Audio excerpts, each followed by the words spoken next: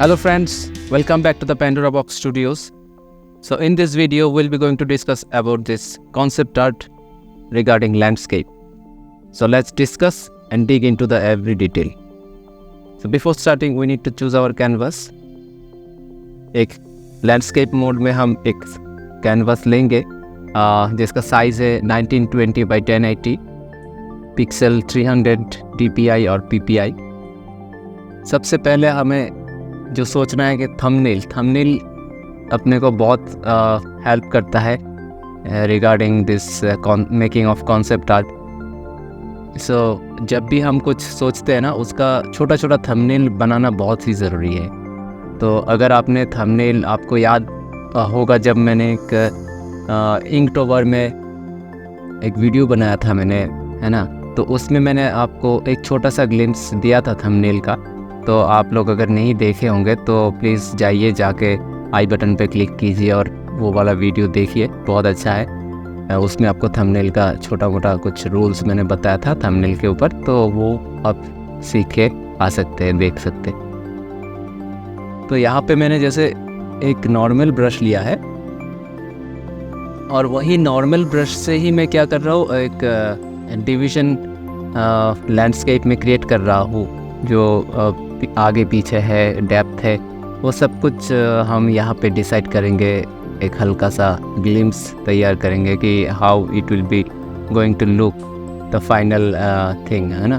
तो जब तक कि आप सेटिस्फाइड ना हो तब तक आप करते रहो.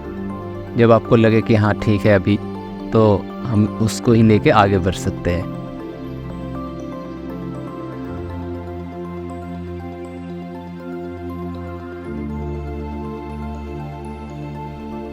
जैसे कि मैंने यहाँ पे रूल ऑफ थर्ड यूज़ किया है. तो रूल ऑफ थर्ड में क्या होता है कि आपको ग्रिड बनाना होता है, 3 सेक्शन में डिवाइड करना होता है कैनवस का, हॉराइजॉन्टली एंड वर्टिकली. एंड आपको एक पर्टिकुलर पॉइंट पे आइदर लेफ़्ट साइड और राइट साइड कोई अगर ऑब्जेक्ट हम सेट करते हैं तो वो देखने में बहुत अच्छा लगता है, बैलेंस्ड लगता है.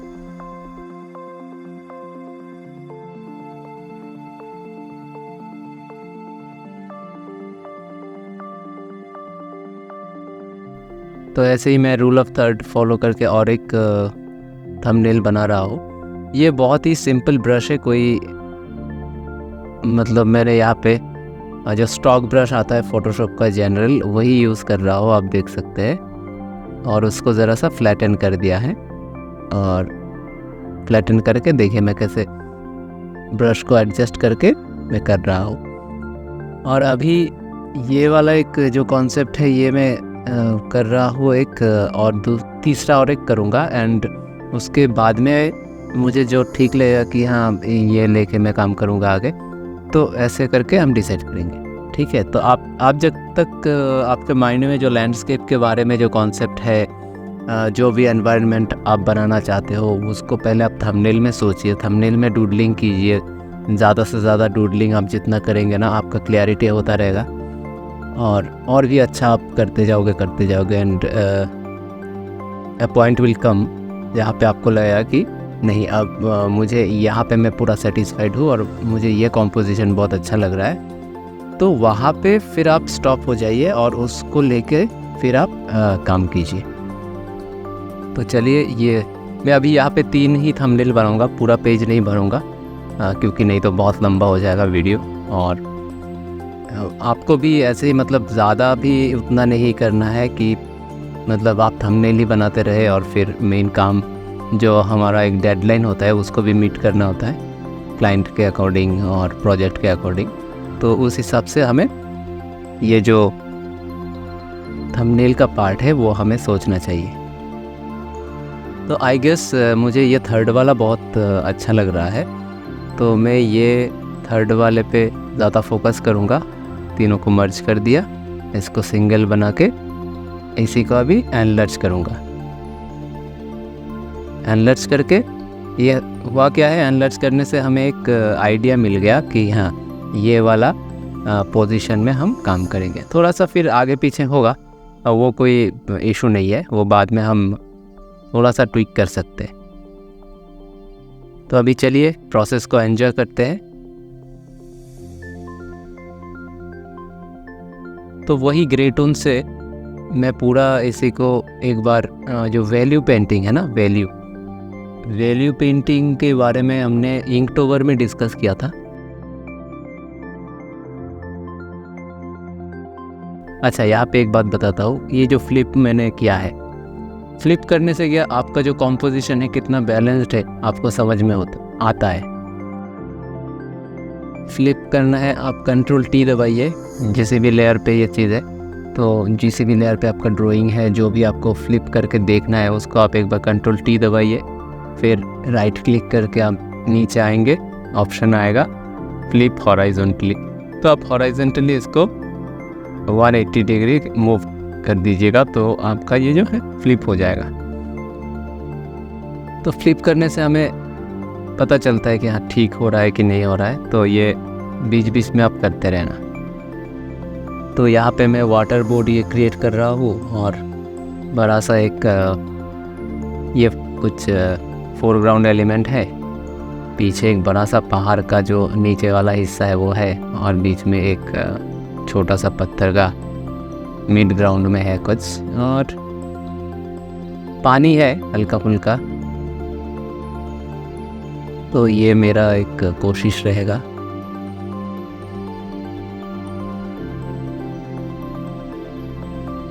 हल्का सा लाइट इसके ऊपर भी बाउंस हो रहा है। तो मैं भी सनसेट का टाइम है, इस टाइप का मैं कुछ कोशिश करता हूँ बनाने के लिए। मुझे अच्छा लगता है बहुत सनसेट जब होता है, तो उसका जो लाइटिंग है वो कैप्चर अगर कर पाओ तो बहुत अच्छा रहेगा। ये देखिए मैंने फिर से इसको ज़रा सा साइड में खिसकाया ताकि बैलेंस और भी अच्छा बने और भी डेप्थ क्रिएट कर सकूँ मैं, जो पीछे जाता हुआ वो पहाड़ी।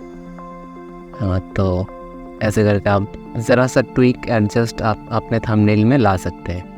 तो ये अभी थंबनेल से कैसे फाइनल आर्ट वर्क करना है वो उसका प्रोसेस है ग्रे स्केल में। हाँ, जो मैं ग्रे स्केल कह रहा था, ग्रे स्केल में हमें वैल्यू पेंटिंग जो है ना वो वैल्यू पेंटिंग सीखना है। तो वैल्यू पेंटिंग में हमें ये पता चलता है कि हमारा जो ओवरऑल कंपोजिशन में जो कलर वगैरह यूज़ किया हुआ है वो कितना अच्छा हो रहा है, ठीक है, और कितना बैलेंस्ड है।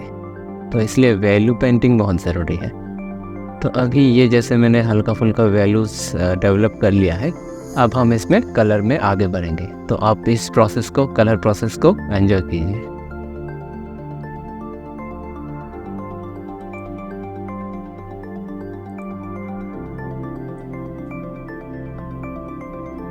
आपको वैल्यू पेंटिंग के बारे में और भी ज़्यादा सीखना है तो आप मेरा इंकटोबर का जो भी जितना भी मेरे पास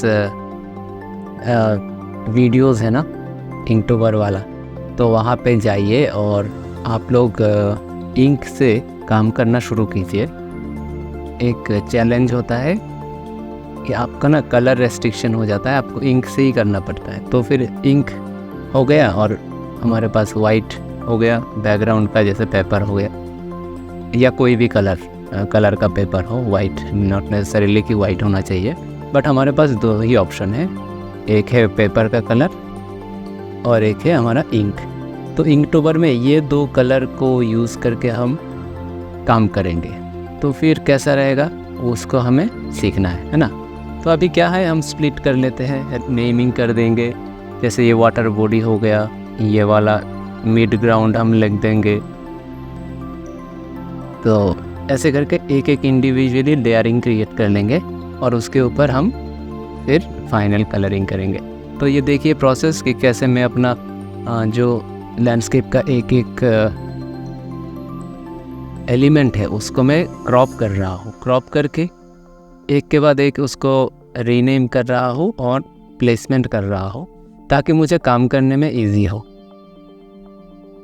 और एक ही लेयर में रहेगा तो फिर दिक्कत हो जाएगा बाद में अगर आपको कुछ चेंज करना है तो, क्योंकि हमारे पास सॉफ्टवेयर है, फोटोशॉप इतना अच्छा सॉफ्टवेयर है जहाँ पे हम अच्छा कॉन्सेप्ट आर्टिस्ट लोग यूज़ कर रहे हैं।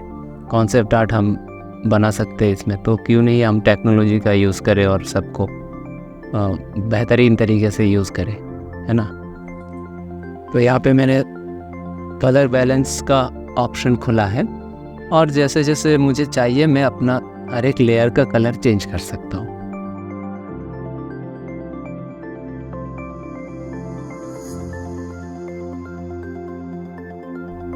तो आप ऐसे ही ये कलर प्रोसेस पूरा फॉलो कीजिए और देखिए कि कैसे ये बनता है कॉन्सेप्ट आर्ट। गेमिंग के बारे में मैं अगर बात करूँगा तो ये जो कॉन्सेप्ट आर्ट है वो क्रिएट करने के लिए हमें जो एक पहले ना एनवायरनमेंट क्रिएट करना होता है ना।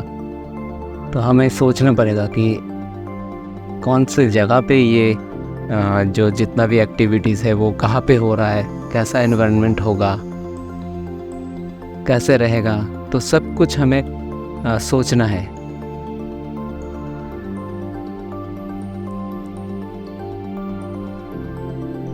जैसे कि थंबनेल में हमने डिस्कस किया एनवायरनमेंट। अब थंबनेल देखोगे तो उसमें है नीचे एनवायरनमेंट है, मूड है, कलर है एंड साइज़ रेशियो है। तो ये 4 जो पॉइंट्स है ये बहुत ही इम्पॉर्टेंट पॉइंट्स है गेम कॉन्सेप्ट आर्ट या एनिमेशन कॉन्सेप्ट आर्ट किसी भी चीज़ में।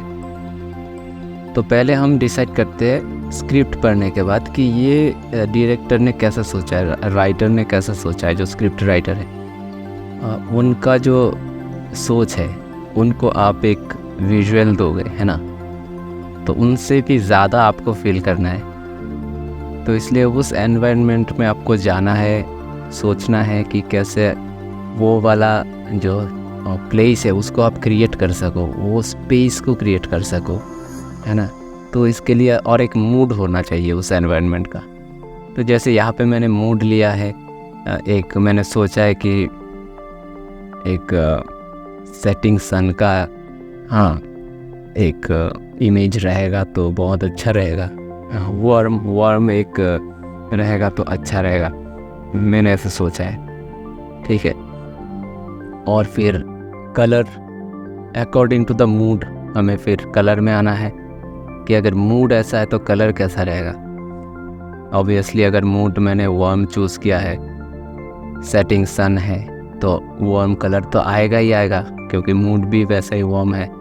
तो कलर भी बहुत इम्पॉर्टेंट है। आप कौन सा कलर पहले लेके काम कर रहे हो। स्काई है तो स्काई का ज़रूरी नहीं है कि स्काई हमेशा ब्लू ही दिखे, है ना। स्काई का बहुत कलर चेंज होता है, आप लोग नोटिस कीजिएगा। स्काई तो बहुत अच्छा लगेगा आप लोगों को अगर स्काई या इस टाइप का नेचर का कलर जब चेंज होता है ना, तो ऑब्जर्वेशन जो है ना वो क्लियर रखना अपना और देखना कि कैसे जो हमारा नेचर है वो किस टाइप से कलर को चेंज करता है अपना।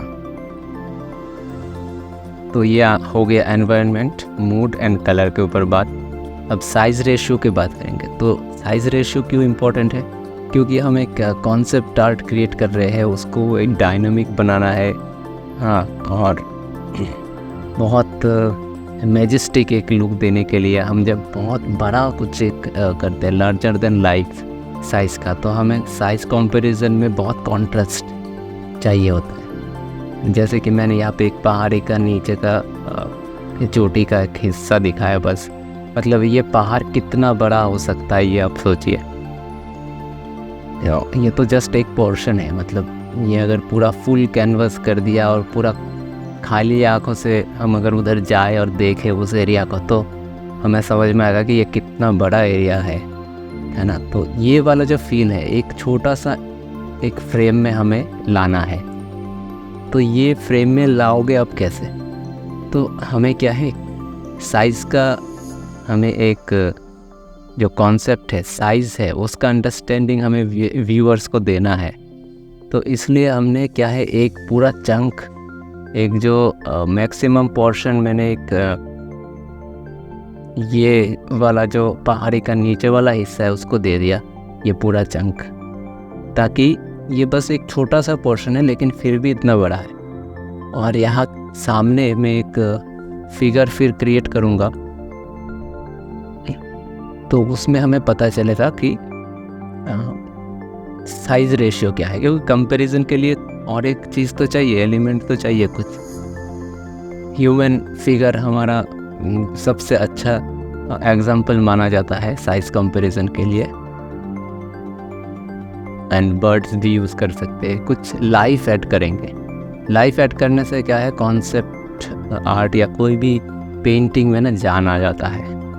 तो इसलिए हम एक ह्यूमन फिगर यूज़ करेंगे यहाँ पे, ठीक है। अभी मैं ये प्रोसेस करूँगा, तो आप ये वाला स्टेप बाय स्टेप आप नोटिस करना, सारा एक एक पॉइंट जो पहले से मैंने बता के रखा है कि इसमें एनवायरनमेंट के बारे में बात होगा, मूड क्रिएशन के बारे में बात होगा, और मैंने बताया भी है आपको, और colours according to the mood मैं करूँगा, और साइज़ रेशियो आप बाद में नोटिस करना। जब ये पूरा चीज़ हो जाए तब हम साइज़ को डिफ़ाइन कर देंगे। मन में तो है, पहले से ही लेके रखा है ना, थंबनेल में हमने दिखाया है, तो साइज़ रेशियो ऑलरेडी बिल्डअप है हमारे माइंड में। लेकिन एंड में जैसे हम बाद में एक फिगर ऐड करेंगे ना, तो पूरा साइज़ रेशियो निकल के आ जाएगा।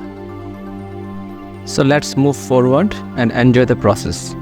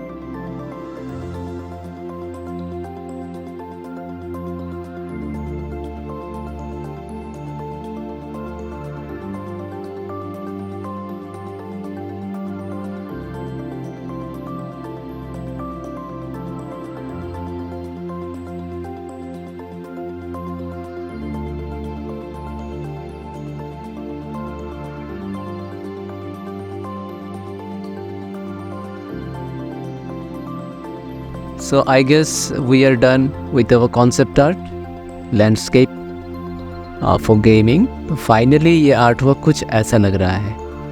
आशा करता हूँ आप लोगों को बहुत अच्छा लगा होगा, और आप लोग ऐसे ही बने रहिए पैंडोरा बॉक्स स्टूडियोज़ के साथ। Thank you for watching.